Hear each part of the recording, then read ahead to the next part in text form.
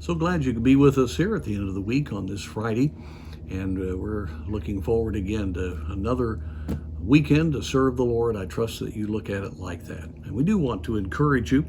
Today we want to look at a prophecy from the Psalms, Psalm 132. And the final two verses say, "There will I make the horn of David to bud. I have ordained a lamp for mine anointed. His enemies will I clothe with shame, but upon himself shall his crown flourish." Who's the son of David? Who is this speaking of? Jesus Christ. Jesus Christ, of course, was of the line of David. He is the one that fulfills the prophecy of the kingdom coming under the Messiah. He is Jesus Christ, Christ meaning Messiah, Jesus meaning salvation.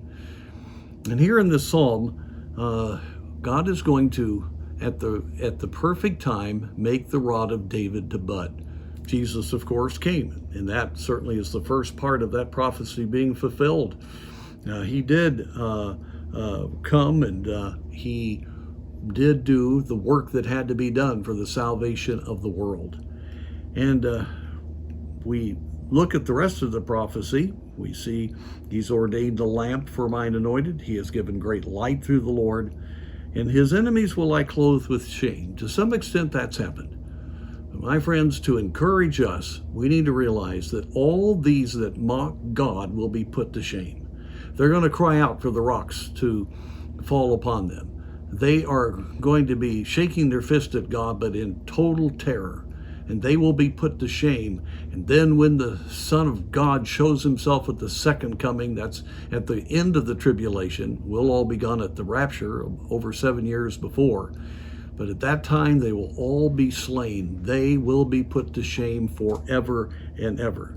But upon him shall his crown flourish.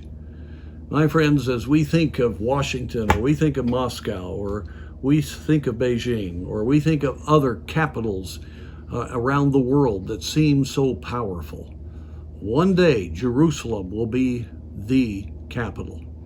And Jesus Christ will have the crown, the Son of David, ruling in perfect righteousness with a rod of iron, as Psalm 2 says.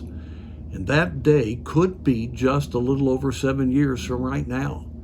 And as we look at all the wicked power structures all the way around the world, many, many kingdoms, it's very easy to get upset. It's very easy to get frustrated. But we got to remember, this is a sin-cursed earth. But someday it will be made right.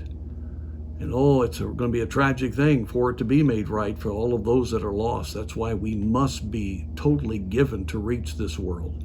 But be encouraged. Soon, the news reports will be, Jesus rules from Jerusalem, and we will all rejoice, and we will be with him, and we will be in the heavenly Jerusalem. And for those that have been faithful, they'll have a part in that kingdom. Don't know how all of that works, but those are exciting days. So let's keep looking up. Let's keep understanding that we know the end of the story, and one day Jesus will rule.